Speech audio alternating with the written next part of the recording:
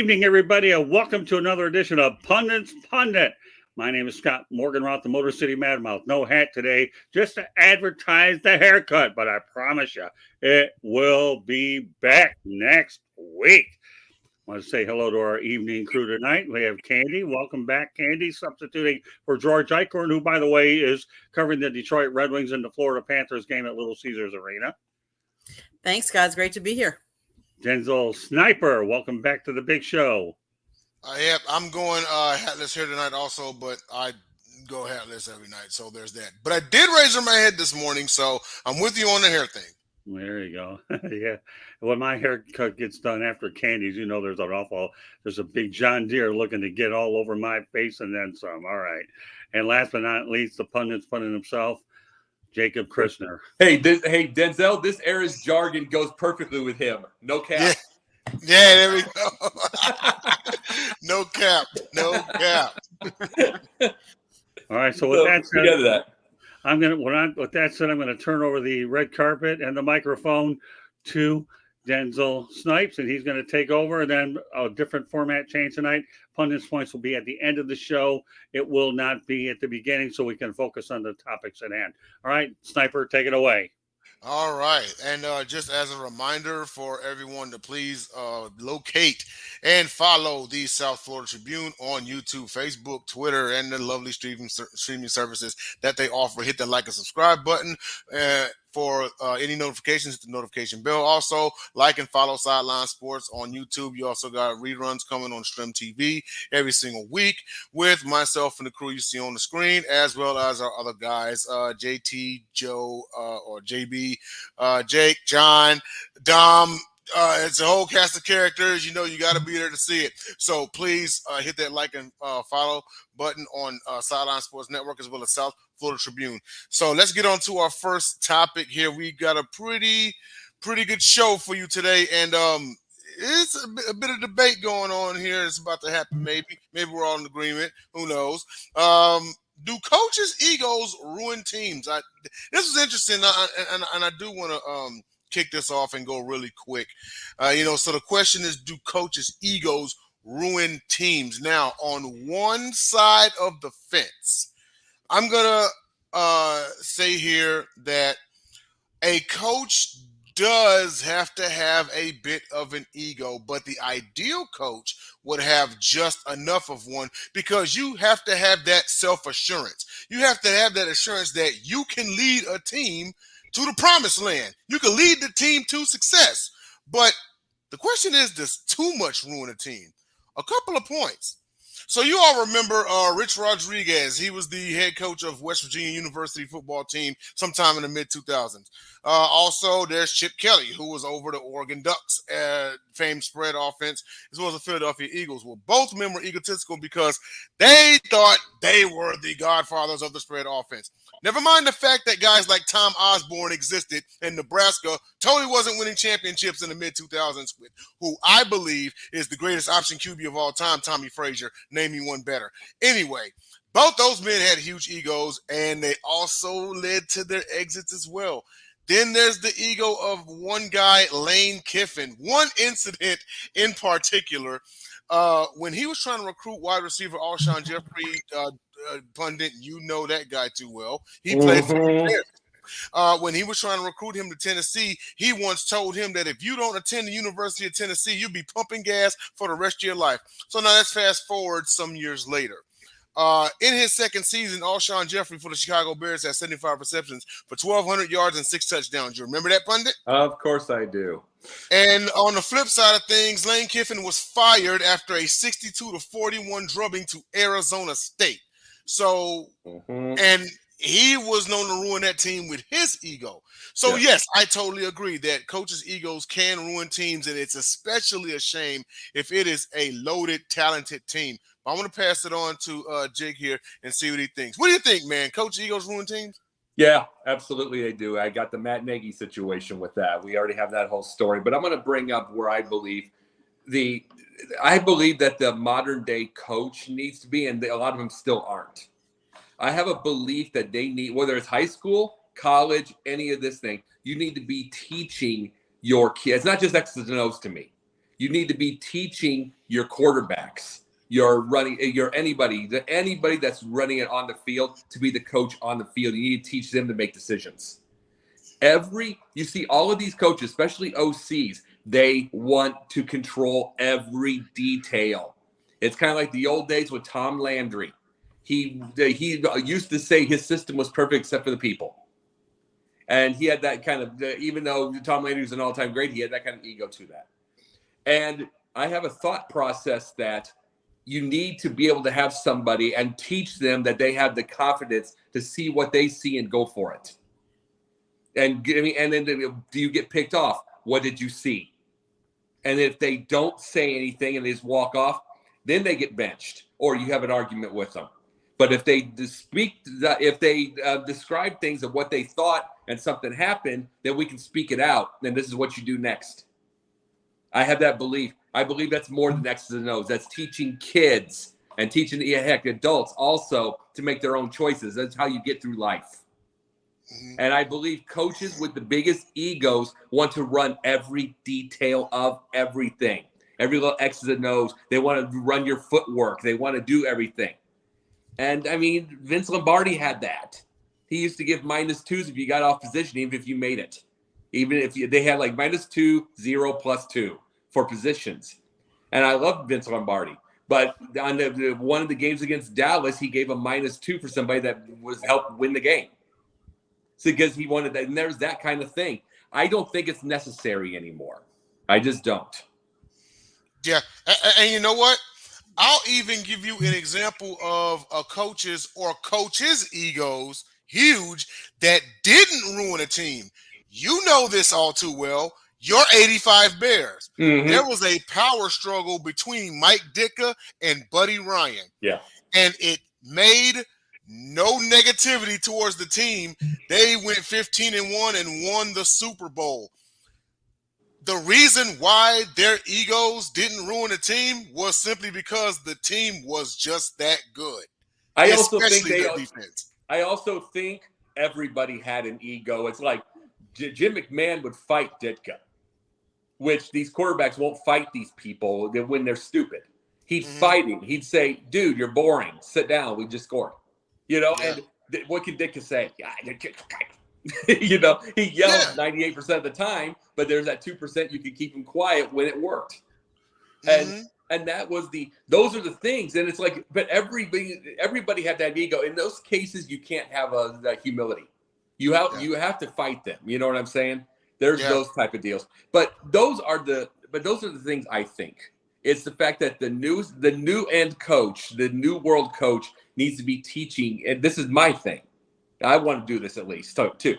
They need to be teaching the kids, adults, anybody to be making their own decisions and tell me what you saw. Yeah, absolutely. All about teaching them, you know. And one more thing about that 85 Bears team, you know, the egos between, you know, buddyryan and mikeditke was just so great. It was almost as if the Bears had no choice but, they say winning cures all, but it's almost as if they had no choice but to win the Super Bowl, because if they didn't, that would have been a media circus. Two coaches that don't get along. Yeah. You know, so winning the Super Bowl actually saved them. Oh, yeah. Well, the one thing about it is if Ditka and Ryan was there today, I wish they were, because you would have the media circus like 24/7, but neither of them cared. Both of them would just cuss out the media, which would get all over the place and get on TikTok and everything. Yeah, like get out of our business. You know, let us slug it out. Exactly. Yep. Well, I want to swing this over to Candy, and then get your thoughts about this topic and anything that's been talked about thus far. Scott, I hope I don't steal your thunder, because I know that we were talking about this topic earlier today. We were talking about it as far as college basketball. Let's face it, for the last, I don't know how many years, the coaches have to adapt to the new basketball. And what I mean about new basketball is the one and dones. Right. If you didn't adapt to that, the Mike Krzyzewskis or the Calipari, if you don't adapt to that and say, okay, I'm okay with one and done, I'm going to go for the one and dones. If you didn't adapt to that, you're gonna fall out and you're gonna be left behind, because that was what the new age. Now with NIL money, it's going to be very different, and I think that's really going to change all of this with the egos of the coaches too. Because yes, I think you're right, Denzel. You need a certain arrogance about you, a certain confidence, because that's what you want to instill in your team. Because if you're confident, then you're teaching your kids to be confident. They're more likely to win. Mm-hmm. But with NIL money, it's going to make an interesting twist on all of that, because now they're going to be getting paid. And it's like, are they going to have the same motivation? Are they going to be one and dones? Or are they going to stay, oh, you know what? I want to stay another year to get more money in the NIL, because I might get more money NIL than turning pro right away. So I think NIL money is really going to change some of this. And I think if the coaches don't adapt to it, you're going to find a lot of coaches being, kicked out, and quickly. Oh, Candy, really, really quickly, just one real quick deal. Well, I think NIL money would be perfect for this new wave idea of coaching that I think about. It's because you're telling them they're adults now. They are getting paid. Mm-hmm. So if they're adults, I want you to act like an adult. And their ego would say that because they all think they're adults anyway. So I think you're just saying, so what do you think? Then they'll listen to you when you think this. Oh, you did it wrong. They'll listen to you more than just screaming and hollering and getting their face. I think this is a new world we got to think of. You only need to scream when it's necessary. You don't need to make it all the time. Well, and I think like the NFL coaches, if you don't adapt and coach to your players' strengths and think you can just force your way of doing things and thinking your way is always going to be right, your players aren't going to succeed, because they have strengths that will help them succeed, and you need to coach to those. Yes, they have weaknesses, and you've got to, coach and be mindful of that, but you also got to know what your team's strength is and run with it. Mm-hmm. Yeah, absolutely. The coaches have to carry that with them because, well, I mean, let's face it, being a head coach is a tough job. They have to have some sort of ego about them. And like I said, that self-assurance, you know what I mean? I actually read an article one time, and when I say this is not a political statement or nothing. I'm talking about the general job, okay? And that is that the the president of the United States carries a certain level of narcissism, because it has to take that to run an entire country. We're talking about a job where it's, even with $250,000 a year and forever Secret Service when you retire, I still wouldn't wish that job on anybody, So if you're going to take that job, you have to think you are the you-know-what, So with that being said, and being a head coach, especially an NFL one, you have to, and that's one of the toughest jobs in sports, probably the toughest, and even in college, because with some of those guys, they don't have father figures, right? So you're essentially being a coach, a mentor, and a father figure, if even for 4 years.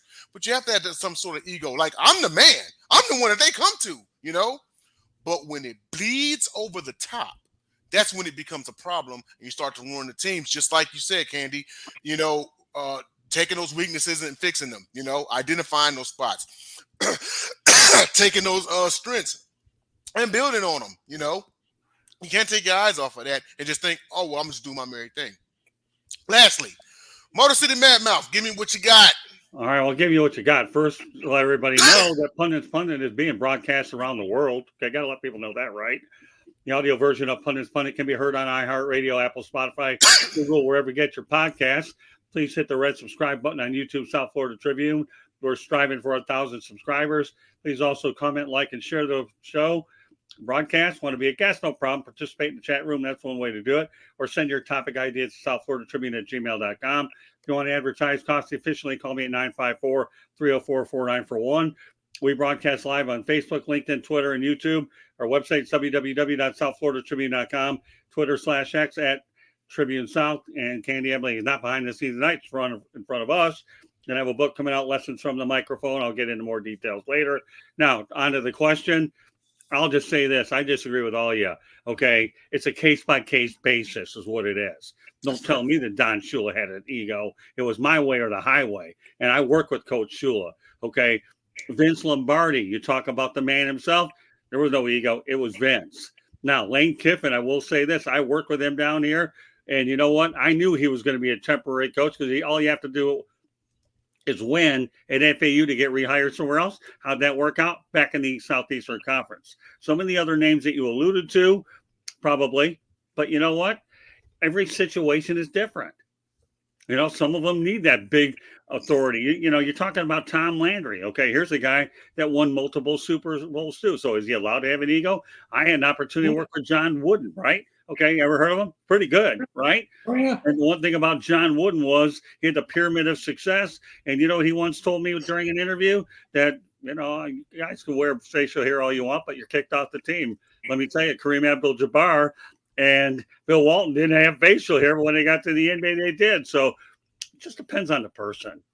Yeah, it does. Now, in the case of Chip Kelly, it did because he wanted to do both of them with the Eagles. We saw that blew up in his face. And where's he at? UCLA.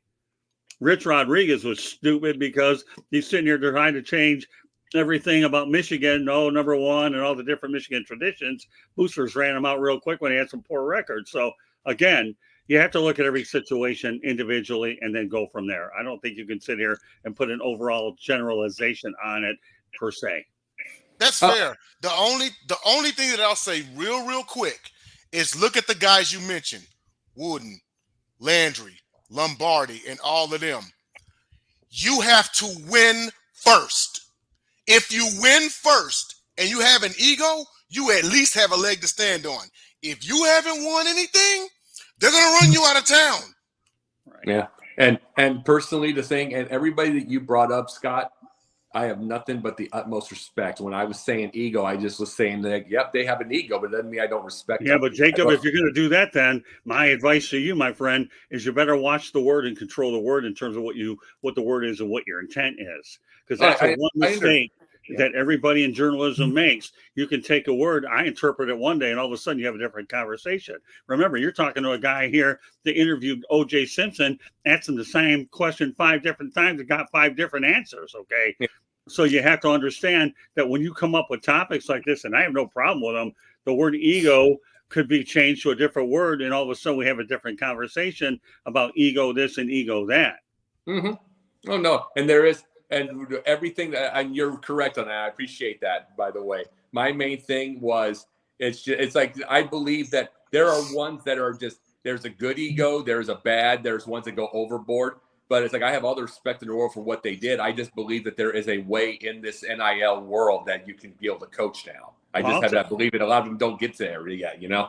Well, I'll tell you one thing, and I've learned this over time. I detest people with any egos. I really do. You think you have a big ego? I'll outwork it. We'll see where it all ends at the finish line. People that egos are insecure is what they really are. When you have an insecure person, you have to have an ego to try to build yourself up because you don't have the confidence. You just outwork everybody. The ego stuff and success takes care of itself. Sure, absolutely. Everything just kind of falls in line. Well, man, great discussion on this one. I'm going to move on to our next topic here, and that is the case of the Quincy-Notre-Dame-Raiders volleyball team. So after they had lost in a little background, after they lost in the regionals, some parents actually confronted them after the game. The parents were identified as okay. Never mind. I'm not going to do it myself. I know the names. I know the names. That's the thing, and their thing. I'm not going to do that to them. I'm just saying it's understood. It's just, yeah. All right, no, that's fine. Well, anyway, so 2 parents actually went to the locker room following the regional loss. They went in there and they claimed that the player coach quit on the team. Here's my deal on this one. A locker room is supposed to be a safe space, okay, for coaches and players. That's their privacy area. I mean, you even have to, even as like media, like you have to have a go ahead before you can go in and get your interviews and all of that, right? Coach has to talk to his team first and everything, and then all right, let the media in. Boom, they go in there and then they do their thing. But for parents, yeah, that's a no-go zone, okay? Period. Not only that, But what they did, they cut their coaches down in front of the players. And I'm a huge fan on you don't do that. You don't knock them down a peg.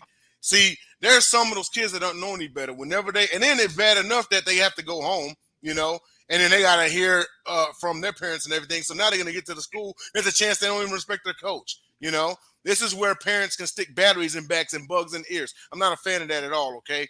That coach is doing their job. And do you really think that they worked all season long to get to the regionals just for them to quit on you? That doesn't even make any sense. It doesn't make any sense at all. Just like I didn't believe the whole Jay Cutler gave up on his team in the NFC Championship game. The biggest game of his life, and you're going to tell me he quit. Now, people maybe feel different about that, but I just don't think someone will get to that stage and be like, yeah, I'm done, So, I totally disagree with their actions and everything, but I'm going to switch it over to Jacob and get his thoughts. The reason there was no disrespect to what I was doing, Denzel, not a thing of disrespect at all. Main thing I did, the reason of this is because Muddy River News, who first brought this out, brought their names up, like you saw it from there. Yeah. And this is going to hurt. Bringing that up, I thought was stupid because that's going to hurt the kids getting chances at scholarships in college. That's true. At certain colleges, it's going to hurt them because they're going to know this, and those coaches are not going to want to deal with those parents. So that's why I was saying we're going to get a bigger footprint, and I don't want to hurt them as I think. That's why I did that. That's fair. That's fair. But to the parents, to this, and this goes to the parents at this one and the parents at these for these referees, that there's less and less referees in sports now. There's less and less coaches volunteer. This is the thing. Your kid, other than luck, ain't going to the pros. Quit living through them. You are running out good coaches. You're running out good referees. There are referees that are getting knocked to the ground with a fist by these parents or getting into fights. And it's like and the coaches with the parents that will assault them because they're not putting their kid in the game. This is serious because we're going to be shutting down leagues if we don't have enough referees. We don't have enough people volunteering because they don't want to deal with the dad or the mom that think that their kid's going to the pros and they're like 9 years old. This stuff's got to stop. And Notre Dame, this is the thing. Notre Dame's a Catholic school. Quincy Notre Dame's a Catholic school. This is the biggest thing about this is you would think, and no disrespect to Quincy High School, but you would think those parents would do that. No, this is a Catholic school, and they are ramrodding themselves into the locker room of their kids to go to confront someone who is 177-27 record, 27 career losses in the time that she's been there. And you're confronting her like you know what you're talking about. You are the one setting up practices. Like you're the one going to doing the trips. You're the one doing all of that. Like you know what's going on. Like you know how to do game plans. You're just doing that. And this is why I get mad at fantasy football. That's why I get mad at it. That you happen to be winning in right now, but go ahead. Yeah. But it's like this is why I get mad at the thing. Guess what? I think I'd be good at coaching and be good at GM, not because of fantasy football, it's because I think of my mind. There's the thing. But when you do this kind of stuff, you are hurting the kids. You got to get over your own selves. All right. You know what? We're getting a comment from Jeremy on LinkedIn, yes, but it's not going through our system. So I'll mention one thing because I'm paying attention to it on my phone. He says, hello, all parents should never be in a locker room. If a parent has a problem, they should schedule a meeting in that coach's office. So you know what?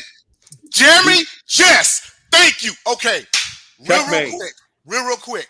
I understand everything you're saying about protecting their names and everything. And I know we're all in this one, and you all may disagree, and that's okay. But I just have to get this off my chest here, okay?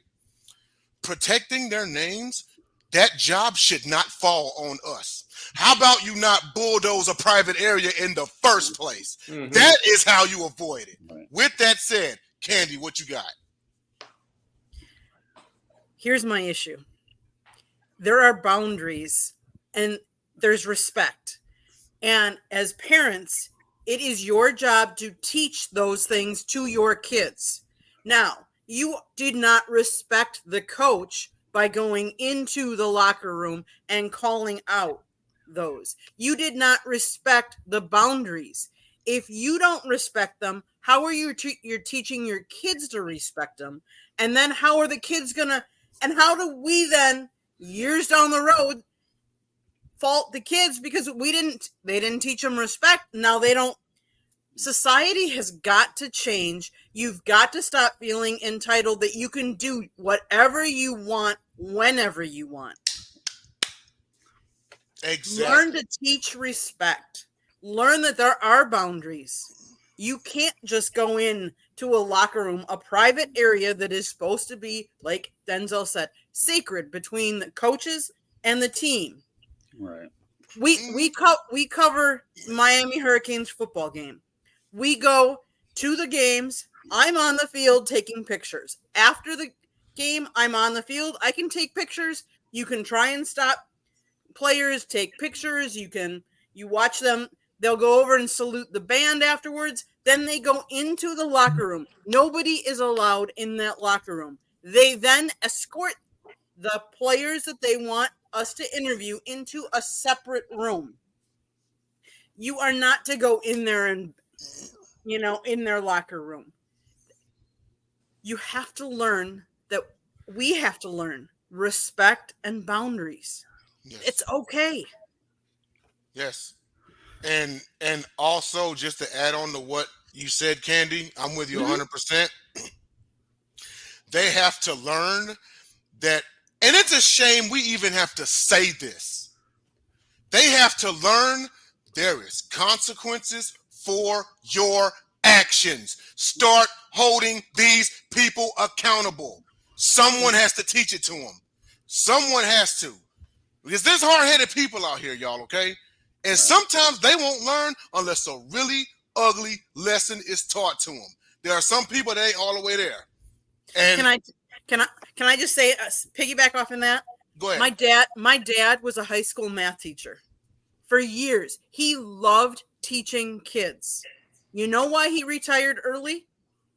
Because he couldn't stand the fact that there was no respect anymore between the parents and the kids and his job.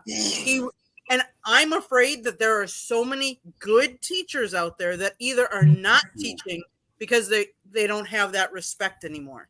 And people don't want to go into the profession because of that. There's a shortage.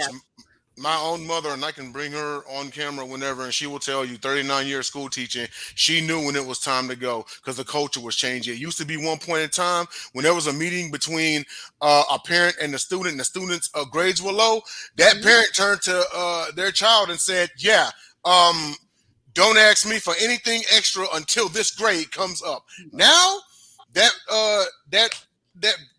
kid's grades are low or whatever, they want to blame the teacher. Even though everyone else could be passing, So obviously their kid's a problem. But you know what? And that's a whole nother tangent. We might do a part 2 or something. But Scott, round it out. You might have to calm me down. I might need some Mountain Dew after this one. Scott, what you got on this one? Well, I mean, you guys pretty much took the words out of my mouth, and that takes a lot to do. But I'll give you what words I do have left anyways. Number one, reality of the situation, if these parents think they could do any better, get rid of the coach, right? Just go out there and do it yourself. Let's have the roles reversed, right? Okay. All right. Let's Mr. Schwartz do any better. We'll see how much better, and I'll scream at you. The problem is you're not going to have any more coaches that want to do it because they don't want to deal with you. Number two, the referees are going to not want nothing to do with you. And then what are you going to have? You're going to have nothing. So my dad, to me, one of the best coaches on the planet, the parents stayed away to let him do what he had to do. We all did what we had to do. And we were winners. I had one team where I was on a little league team that went 21-0 the year my grandfather died at the age of 10. And then we went, and the following year we made it as city runner-up. So city runner-up. It's all about respect. But keep it up. Keep abusing these people. And you know what will end up happening? You might as well just go ahead and coach, because these people that are volunteering their time, they're not getting six-figure incomes here, folks. Okay, these are just regular, plain old people looking to make a little extra money and be part of this whole process of being a coach as well as a referee. So what is there to really say? I know about the cooling off period. Why do you think a lot of coaches don't come? You need a cooling off period. I learned a lesson here covering the Marlins, and I won't mention any names at this point, where one of the beat writers that covers the team or was a really big part of the media said, I never went to the post-game media availability, so I don't like to question the manager afterwards. I would bring it up the next day because give them time to cool down a little bit is what you have to do, and then they can think straight. But this is a different animal. I don't care what sport, volleyball, baseball, whatever, softball. You're going to run out of people. And then who's at fault? Who's going to teach your kid? Obviously, you're not doing it. When I talk to people, and you're correct, when I talk to people about I have the thing of coaching. I've been a mentor before, adults and kids both. Right. I've been a volunteer basketball coach. When I've said to people before, I want to be a coach, I put in for a couple of places. One place had an 11-year run that I put in for. I did this like last year. It didn't work out, obviously. But an 11-year run where they won 4 wins. Basketball. 4 wins, 11 years. I put in for that one. Of course, it didn't work out. But do you know why I want that? Is because what's the expectation?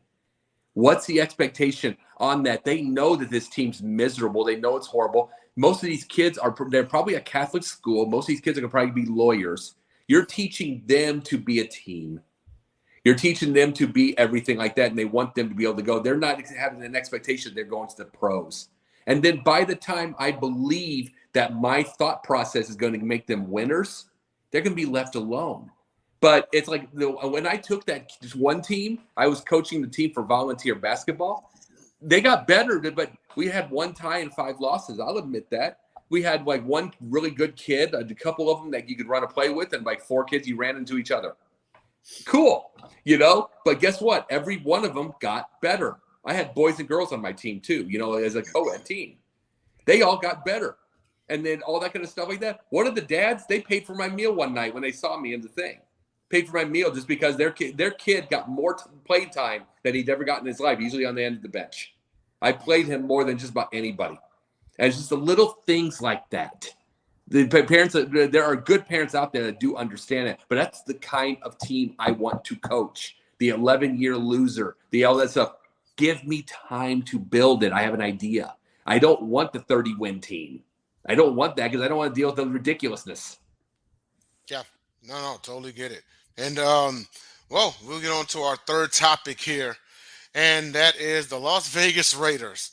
So, to those of y'all who had been under a rock for the last 4 days, head coach Josh McDaniels was fired following the loss on Monday Night Football to the Detroit Lions. Interim head coach Antoniopearce, who was the linebackers coach, has taken over. Also, general manager Dave Ziegler was fired. Assistant GM Champ Kelly, has taken over. So the question here is, they now have a black head coach, a black GM, and a black team president. Is this permanent or interim? I'm going to lean on the side of it actually could be permanent. Reason being is because, ironically, the first black coach in NFL history, Art Shell, was hired by the Raiders franchise. Also, guys like Hugh Jackson have been head coach with the Raiders. So they're not above hiring black coaches. You know what I mean? Now, as far as the front office side, maybe a little bit of a different animal. I'm not going to put anything like above it or anything like that. I think that it could be headed somewhere. I'm going to lean on the side of permanent. Of course, it's going to be performance based. I don't expect the Raiders to do anything this year, but if somehow Antoniopearce can reel off a 5-game or 6-game winning streak or something, they may consider handing them the permanent position. Then again, if nobody else bites, because the Raiders franchise is a bit of a dumpster fire, hadn't even recovered from the John Gruden stuff, a year or 2 back. Some other people may not want to touch that, so it may actually fall to Antoniopearce by default. Who knows? But let's start off with Candy on this one and see what you think. You think this is permanent or interim? We're paying $80 million for 2 coaches that aren't coaching the team, Gruden and McDaniels. That's crazy. That is just crazy. $80 million. Do I think it's permanent? I think if they do well, if the price is right, because obviously if you're paying these other 2 coaches, like how much, are you going to be able to? They can see what they can get out of them. Yeah. It's just crazy. Was I surprised? No. I didn't expect Josh McDaniels to do really well. Some coaches are very good at offensive or defensive, and some coaches are just not cut out to be head coaches. True. For whatever reason that is, whether he doesn't let his offensive coach, and then there's a battle there. You never know. I mean, we're not inside those teams. But what does this say about Bill Belichick and his tree of coaches? Interesting. They have not. The branches are dead. I'm sorry. What did you say, Jacob? I said the branches are dead. I agree. But let's face it. What has Belichick done without Brady? Yeah. And you know what? Outside of the Belichick coaching tree and outside of Tom Brady, the quarterbacks too, because at the same time all this has happened, Jimmy Garoppolo has been benched for Aiden McConnell. So, you know, but want to go on to Scott here, you know, for once I, you know, had to go sick. But what's your thoughts about this right here? I know you followed the Raiders for, you know, a long time. I follow the NFL. You know, here's the situation. If the Raiders learn anything from the last time, you have an interim coach who's doing the job, keep them. Rich Bisaccia earned that job before you even brought in Josh McDaniels. My goodness. You keep Antonio Pierce. Number two, you keep Antonio Pierce. You won't have to worry about the rooneyrule because he, you know, you don't have to use it because he's there. So, you know, the reality of the situation is Markdavis has gone through a bunch of coaches, I think, 10 in the last 12 years. So if you're going to Las Vegas, I wouldn't worry about buying any real estate. And if you do, you probably should go out there and sign a year's lease on an apartment or whatever until you know you've been there 3 to 5 years. Hadn't been the case. So, you know, the reality of the situation is Josh McDaniels should have taken the Indianapolis job when he had it a few years ago when he backed out to stay with Belichick. And then he goes to Markdavis and you see what happens. Candy makes an excellent point about Gruden. Well, okay. Bear in mind, though, you know, all Gruden taught me was, or anybody, don't press send. And that's what got him blackballed from the NFL. So John Gruden's moves were self-inflicted, and he had his name taken out of the Ring of Honor in Tampa. So, you know, do I see a scenario where you have 3 African Americans? And sure, but I think it's all premature right now. Anyhow, let's focus on the 1-loss record between now and the end of the year, and then we'll be able to bring this conversation up at the end of the year. I understand why you're bringing it up now because of the bizarre nature of the events and how quickly they handled on Monday Night Football when the Detroit Lions beat them. And then he had another embarrassing loss to the Bears. I get that. I think the topic is a good one. It's premature. But if they end up winning out or finishing over 500 with this trio, I think it's entirely possible it could happen. It could, very much so. I mean, me personally, I didn't even think I didn't think Jack Del Rio was a bad coach for him. But now I know Jeremy Ballrick is communicating through LinkedIn. Unfortunately, folks, tonight we're not getting his comments. So, Jeremy, it's not that we're not getting back to you. We'll have to get some of those technical difficulties worked out. But thanks for being a part of it. And then if Candy sees them on there, she will. But meanwhile, we'll just keep the flow going anyways. All right. And last but not least, Jacob, to round it out. What do you think? You think this is permanent or interim? I'm hoping permanent, and I'll tell you why. I really do. Through Quincy Adolfo Mensah, you know, the Minnesota's GM, Brian Poles, the Bears, all that kind of stuff. You know what I am seeing from them that I wish every GM would do? Guess what? Because they're young black men that want to build their way up, and they feel like they have one chance. They don't give a crap. You want to know what I love? They're not listening to the fans. They are doing their thing. They are doing their thing. Ryan Poles literally listened to nothing. He got what was necessary with DJ Moore. But other than that, he built the trenches completely, irritating the Justin Fields Swifties. Irritated them to a thing because all of their thought process was just to go get a pile of playmakers for their fantasy team. All their thought process. He basically got a 3rd rounder in Roshan Johnson, and he got DJ Moore. Everybody else was trench. And he knew that it's where you started. Adolfo Mensah, he's done his thing in Minnesota. He's made some fans mad too because he's not listening to them. And you want to know why they are this way? And I think I want the Raiders to do the same thing. It's because they know as black coaches or black front offices, they have more limited time. They have a more limited time frame. The thing, they can't make the same mistakes. But you know something? That means the only safe black coach I see, truthfully, is Mike Tomlin. But he's earned it. But he's earned Gungy did for a while, so don't worry about him, except when he lost his job in Tampa. True. And John Gruden had a ring gift wrap, but no, I mean Mike Tomlin. But even there's talk out of Pittsburgh that if the mediocrity continues, he might be on the way out too. You never know. But continue your point. Oh yeah, but what I was saying is like he's the one, but the ones that are new aren't safe. I love it. I love the way that Brian Poles does things. I want to see what the Raiders do. They are not safe because they know they don't have much of a shot. Go for it. Go for the grand slam. And I want to start. I hope that if they keep their jobs, I hope they have that there's every man and woman in these front offices. And we have to say men and women now. We have to say because they are in the front offices and the coaching and everything. I hope every single one of them take from that and start taking more chances.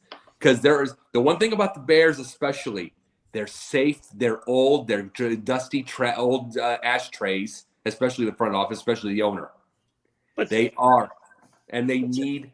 But Jacob, you're missing the whole point. I don't care if you're at the Raiders or not. Nobody white or black is safe in that office. What are you talking about? No question. I just mean I hope they do what like the Poles and the Mensah does and doesn't take chance and they're not safe. I hope they go for it. Hey Ralph, we've finally seen it. Yes. Detroit Lions become elite by breaking a front office and coaching staff mid-season. Yes, they did. That's true. But that is what I want to see. That's one thing I do like about the few black front office people that are there. They take all the chances. They go for the grand slams, and there's a lot of front offices that need to do that. Well, the only thing you have to do is all you have to do is carbon copy Brad Holmes, and all of a sudden you got Red Auerbach, who the white version or black version of Red Auerbach. He used to swindle everybody. Brad Holmes right now, he's like Trader Jack. You don't want to trade with this guy because he's so smart.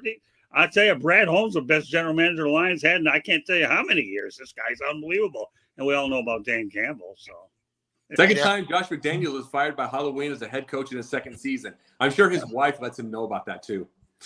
Yeah, and didn't he sign like a 6-year deal or something like that with the Raiders? And Josh did. I think Gruden has. Josh did, yeah, and he was fired in the middle of his second season. Yeah, someone didn't want him there in the first. Yeah, but you know what? Here's an interesting stat about it. Okay, we mentioned it last night. He's the only coach in NFL history that's been fired twice in the middle of a season. Did you know that?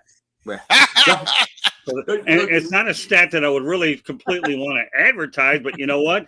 I can't, as Stephen A. Smith would say, Jacob's favorite person, if I'm watching it, I can't ignore it. So and I actually put it in my book, by the way, Lessons from the Microphone. If I watch it, I can't ignore it.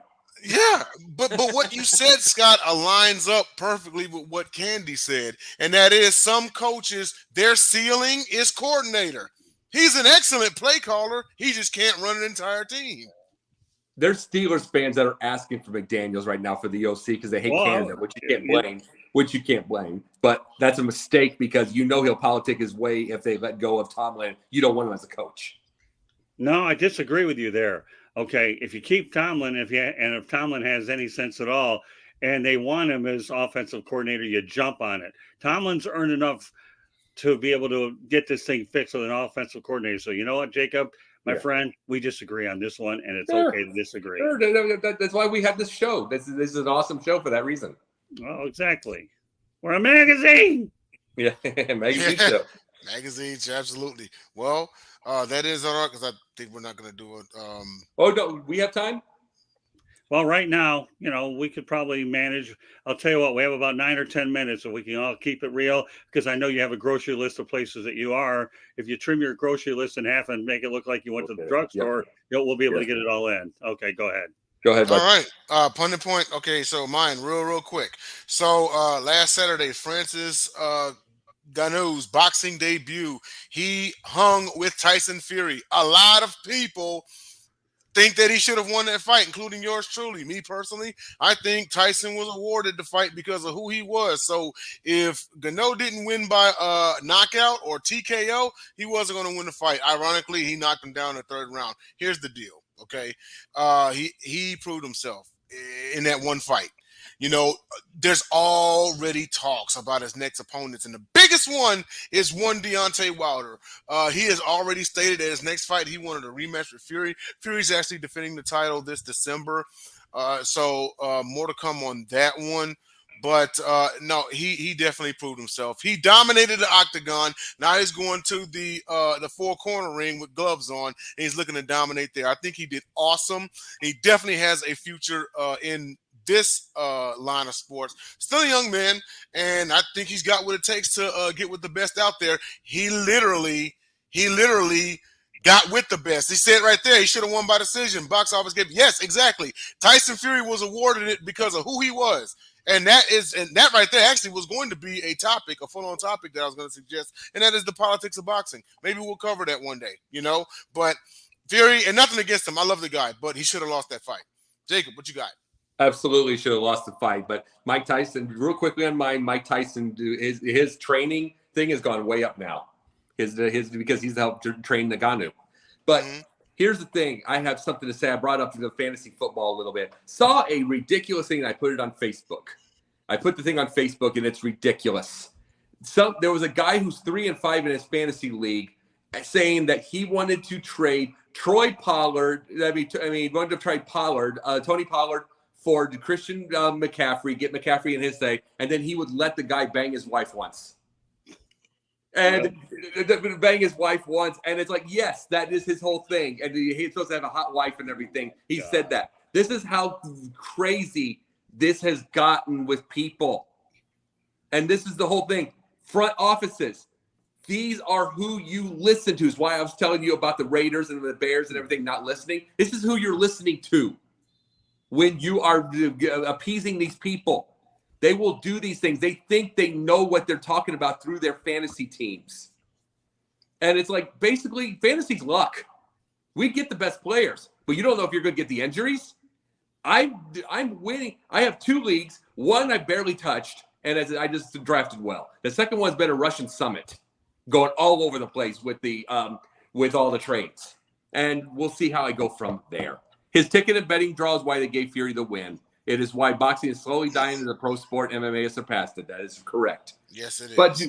But to bring these things up, though, about fantasy, it is time for you. It is when you think about this, you think about those players.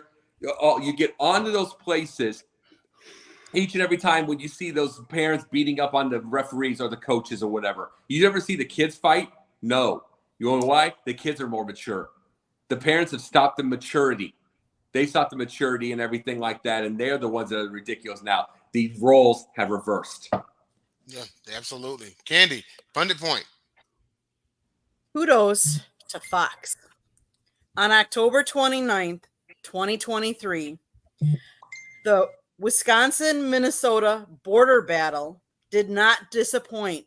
The women's volleyball was broadcast on, for the first time ever, volleyball match was aired on Fox. And it drew 1.66 million viewers. Kudos to Fox for doing that, because the last time they put it on the air, it was only 612,000 viewers. So 1.6 million to watch women's volleyball. Wisconsin's having a heck of a year this year, but kudos to Fox for airing that, bringing light to women's sports. I love it. Absolutely. And last but not least, Scotty, what you got? You know, Jacob, you bring this fantasy football stuff. You don't realize how painful it is for me to have to be on this show without a cap. Do you realize that I have to listen to garbage like what you just came up with, make me want to watch Criminal Minds, a crime show, which I hate? I really do. That to me is like serial killing, a cotton picking TMI deal. That is absolutely stupid, crazy, insane. You done made them grumpy. Look what you did. Point. If I have to bring up haircut and Criminal Minds in one night, what am I doing here? I realize it's a later show. I get it, but don't bring that garbage up. I hated fantasy football. I was smarter than all of them because I've been in the football for so many years in the locker room. But you can't be smart in that stupid sport because you know what? Luck is what it is. All right, now that I was able to torch you on this insane take that you have, because it was insane. It's my rant. Now I'm going to slow it down a little bit, okay? Today, I had an opportunity to go to a university called the University of Fort Lauderdale, the Eagles. And you know what? Coming up on the South, on Fire Up Florida, I'm going to have a 16-minute interview with head coach and athletic director Damon Cogdell. Okay, this is a university right now that started football a year ago in 2022, and I've gotten to know their SID, who's become a good friend, Monty Perez, and I'm going to be doing a lot of projects with Monty. I'm not going to go ahead and divulge a lot of them, but this is a school there where you're talking about the Sunshine State. Watch out for them, because I tell you right now that the interview that I was able to get from this guy was unbelievable. Bear in mind, Damon Cogdell played in the Canadian Football League for the British Columbia Lions in 2000 and 2001, won a championship there. He graduated from West Virginia University, also went ahead and was on Charlie Strong's staff at University of South Florida, and has mentored over 50 NFL players, including Geno Smith. So you want to talk about a feel-good story. If you're doing your job in diligence right in this industry, okay, these are the types of stories that you look for. You look for the hidden gems is what you do. And coming up on Fire Up Florida, we'll probably release it this week or next week, depending on my time situation. Okay, watch out.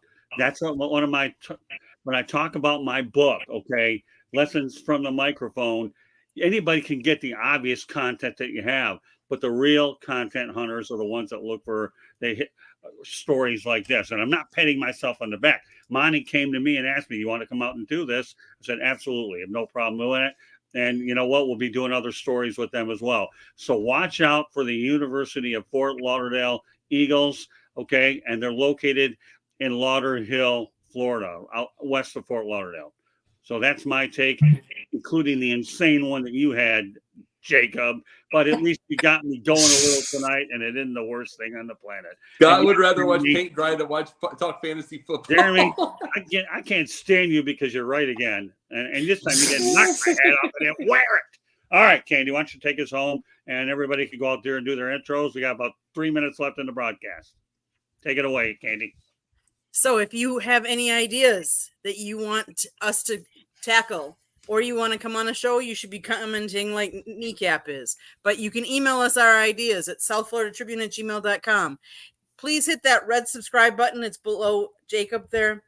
We are striving for 1,000, and we are within, I think we're within 10. So do you want to be that 1,000th subscriber? Why not? If you like this show or other shows that we have on the docket, comment, share us, like us, spread the news. We also partner with Sideline Sports, so go over to Sideline Sports and check out their plethora of shows as well. If you want to listen to our shows, you can catch them on iHeartRadio, Apple, Google, Spotify, or wherever you get your podcasts. Go to our website, www.southfloridatribune.com. Scott writes, Jacob writes once in a blue moon. And we have a lot of other writers. We have a lot of good content. If you like Hurricane football, we have a lot of their interviews, post-game interviews up on our YouTube channel or on our website. If you want to see some of my photography, go to our website. Let's see. We have a plethora of shows. Inside the Pigskin for football lovers. 108 Stitches Baseball Talk for people that love baseball. We have Scott's new show, Motor City Madmouth, which is a one-on-one interview show. We have No Limits. We have Sports Exchange. We have Pundit's Pundit here. We have Fire Up Wisconsin, Fire Up Michigan, Fire Up Florida, and Fire Up. We have all those shows. Just come on over to our side. Check what us is out. better, Carry On or Fire Up? I don't know the way you're acting. Who knows what? Anything else, Scott? And Scott's book. I put a picture of the cover, Lessons from the Microphone, up in the corner there. Once it's available within the next couple weeks, go out and buy it. You'll be able to get it on Amazon. Okay. Or Kindle, either of them. All right, Jacob, make it quick. Just real quickly, I am on all these on the sideline shows and the South Florida Tribune. I'm also on Jake the Pundit on the Twitter, Jake the Pundit 1 on TikTok, piles of other things. I also write for the South Florida Tribune sometimes, and the Inscriber magazine sometimes, and we have all that kind of stuff. Plus, I'm working on Patreon, and I'm working on Twitch and all those other places. It's one of your better acts. Okay, Denzel, take us home. Nelly13 on X/Twitter, NELLINEL13. Also, Denzel Sniper 13 on Twitch. It's right there. Gauntlet Fridays, 8 p.m. Eastern Standard Time. We're gonna have a hell of a show for you, so please tune in. That's on the Sideline Sports Network. Also, Confidential. Next week, we're gonna have an overall World Series recap and end of 2023 Cubs season recap as well. That'll be our last one of the season. Also, Top Up Talk Mondays, and also catch me here on the Pundit. Okay, we're done. See you next Thursday. Ding.